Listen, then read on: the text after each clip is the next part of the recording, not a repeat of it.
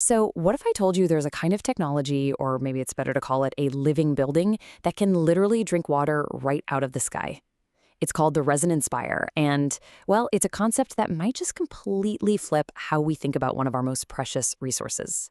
This quote from R.W.H. Marr really gets to the heart of it. This isn't about brute force. We're not talking about some loud, clunky machine that sucks moisture out of the air. We're talking about creating a condition, an invitation. Imagine a gentle, swirling whirlpool, a vortex, not some aggressive vacuum cleaner. And that really leads us to this huge, fundamental question. Do we actually have a water scarcity problem, or is the real problem how we see the world? Is it possible we're just looking at it all wrong? Yeah, the idea here is that it's all about our orientation.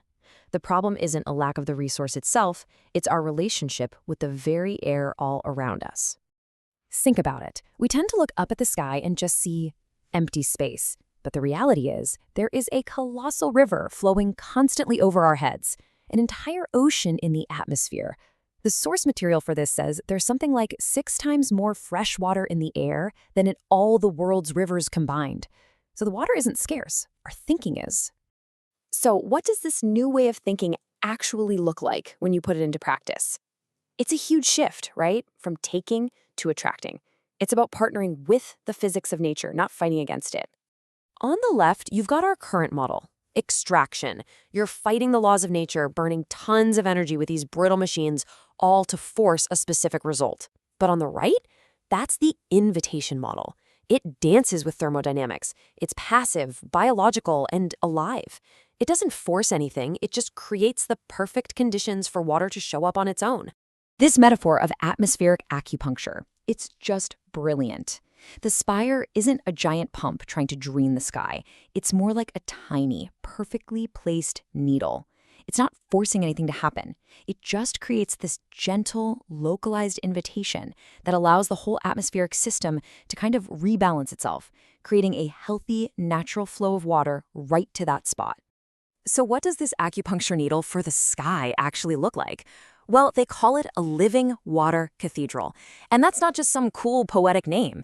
It's a whole new way of looking at infrastructure, not as static, dead structures, but as living, breathing ecosystems. Okay, get this picture in your head. A living tower, maybe 40 feet tall, but it only takes up a tiny circle of space on the ground. And it isn't built in the traditional sense, it's grown. It's a whole team, a guild, of moss and fungi and vines all working together in this strange coherence. And here's the wildest part. It fixes itself. It actually gets better over time. Okay, so how on earth does this symphony of living things, these critters, actually do it? How do they convince water to just appear out of thin air? It's really a beautiful 4-part harmony. First, you have the cold anchor at the base. Just think of how a cold glass gets wet on a hot day. Same idea. It stores the cold from the night. Second, the living sponge of moss and mycelium creates this huge, textured surface that water just loves to cling to. Third, the nucleator, a little coil of copper and quartz, creates a tiny energy field that basically tells water molecules, hey, it's safe to clump together right here. And finally, once it all gets going, you get this vortex effect, a cool, damp microclimate that starts gently pulling in even more moisture from the surrounding air. And this leads to a concept that'll kind of bend your brain a little, syntropy. We all know about entropy, right? The idea that things fall apart, break down, decay over time. Well, syntropy is the exact opposite. It's a system that's designed to get better over time, more complex, more efficient, more alive. This timeline really shows you the power of syntropy. In the first couple of years, sure, it's fragile, it needs some help. But by year 5, it's locked in, it's running itself, and the water is reliable. After that, it actually starts generating a surplus, effortlessly. And then, after a decade, it becomes a true cathedral. It gets so good at its job that it starts to reshape its own environment, creating its own fog. It's not just collecting water anymore, it's becoming a source. So what's the payoff for all this patience? The numbers are just staggering. A single mature spire can harvest up to 2,000 liters of pure, clean drinking water every single week, just pulled from the air by partnering with the sky. And here's where it gets even crazier. If you build more than one, things don't just add up. You'd think 10 spires would give you 10 times the water, right? That's just simple math. But no, because these are living systems, they start to cooperate. Their individual microclimates merge, their root systems connect, and they create what's called a coherence effect. 10 spires might actually give you 15 times the water.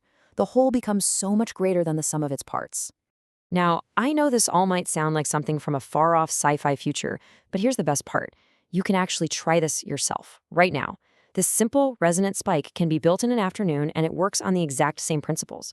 This isn't just some abstract idea to talk about. It's a real project you can build. And that really brings us to the final message here, which is more of a call to action. This is about so much more than just water. It's about an entirely new way of seeing our world.